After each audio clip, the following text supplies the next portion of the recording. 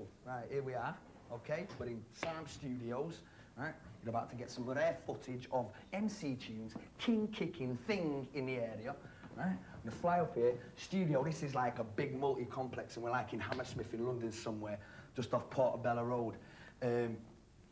What we're doing today is that we're doing a mix of one of the tracks for the album, which is A Day in the Life of a Heroin Addict, which is written to commemorate and dedicate to my uncle, who passed away a short while back. We're heading into the studio. Now, this is just like, it's like a complex. There's like a few rooms in there, and like, you know, the studios just get bigger in this place. Yeah, here we are. Check it out. The thing, this is the engineer. He's doing his bit. We've got everything ready, and I'm ready to pump some lyrics. You see, when I came down here, what I did is I just walked into the studio. I said, right, here I am. You want to sign me up? Ah! Like that, you see. And I rapped at them, and that's when the deal was signed. And they all love me down here. All them women are mad for me. All the women are mad for me down here. So, this is where I live. This is where I work. This is my life. And these are my rhymes. So check it out.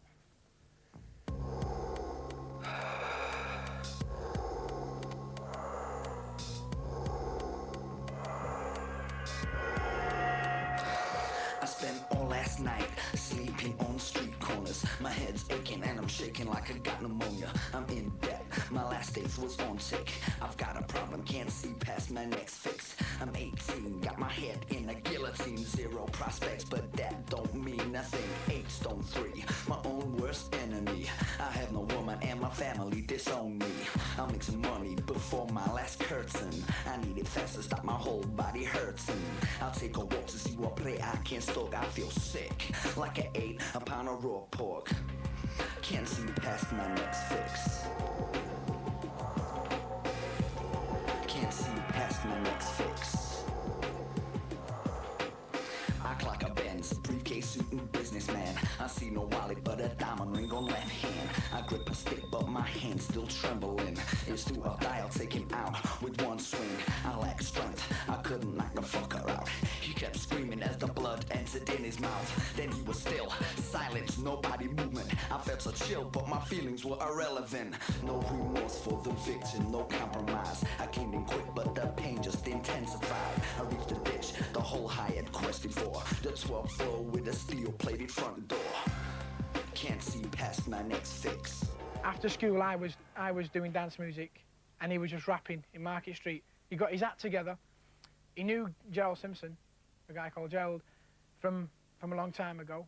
He got involved with him. Used to go up in Jed's attic and make tunes, rap all night with the Rap Assassins. Me and Andy used to go down there, and it was like a communal meeting place. Gerald's attic bedroom.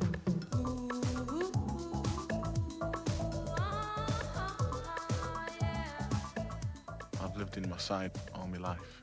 I was living in the flats there, and there was nowhere to like play apart from like on a croft. You'd be like either throwing stuff over the balcony, playing chicken on the motorway, or burning rubbish on the croft. I used to do a bit of DJing in the youth club in Rochelle. When I started listening to the music of Detroit, which has been a really strong influence. We are in Detroit, Michigan, and my name is Derrick May.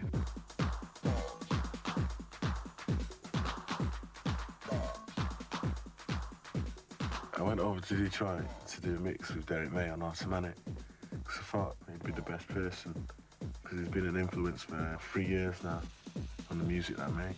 So I thought it would be taking the cream to the cap, really. It was once a big industrial city, and like I could see, you know, like the influences. So it's like a dance music, but it's like really electronically based. Gerald is a really nice guy, and he had asked me if I could work on a few of his tracks for him. Just got in there, it got a little funky, you know? Just took off a few clothes and ended up stripping the whole song. Came out with a complete different woman, and I went in with. But it's almost like I just dug up a diamond, and it's really rough, you know? And I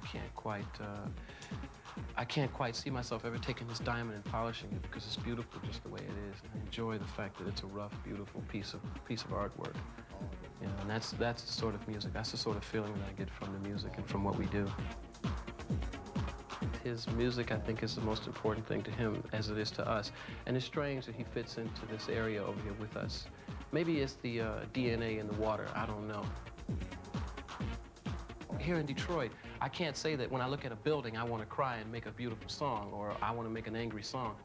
There are musicians that are influenced by what we're doing, you know, but overall, I don't think anybody over here gives a damn what, you know, what the hell is going on Buku's side of the world, left or right. I mean, the brothers here are not even interested whatsoever with what somebody else is doing.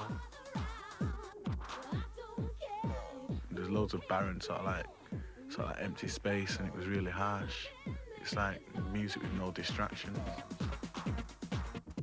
There's loads of people being influenced by Derrick May that I know. Like, there's no denying it. Like, dance music comes from America. Here we are backstage at the GMX Festival, the GMX Centre.